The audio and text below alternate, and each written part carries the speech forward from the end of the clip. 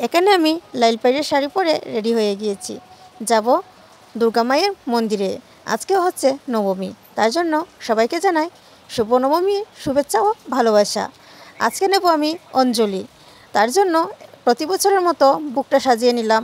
5 ধরনের মিষ্টি দিয়েও দেওয়ার কথা ছিল, কিন্তু না, ছেলে মানবে না। ছেলে বলছে যে না, সাবুর প্রসাদ দিয়ে দিতে হবে।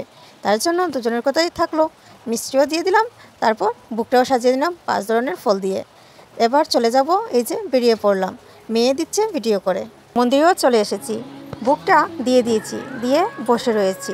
কি করব ভাবলাম তোমাদের সাথে একটু শেয়ার করি। এই দিনে আজকে কিন্তু লোকের সংখ্যা কমই আছে, এখানে আমরা অঞ্জলি নিয়ে নিচ্ছি। লোকের সংখ্যা কম থাকার কারণ হচ্ছে কাল হয়েছিল অষ্টমী পুজো।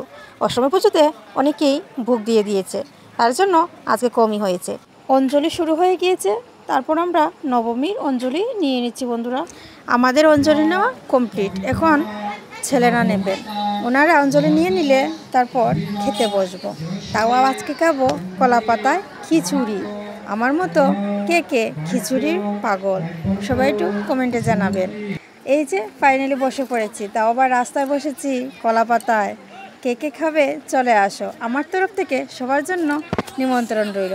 নবমী রাতে কোথায় কোথায় আমরা ঘুরতে যাই সবটাই তোমাদের সাথে শেয়ার করার চেষ্টা করব। বন্ধুরা, আমার চ্যানেলে সবাই চোখ রাখবে আর ভালোবাসা দিয়ে পাশে থাকবে। যারা যারা এখনও আমার চ্যানেলটাকে সাবস্ক্রাইব করোনি, সবাই একটু সাবস্ক্রাইব করে পাশে থেকো। আজকের জন্য টাটা।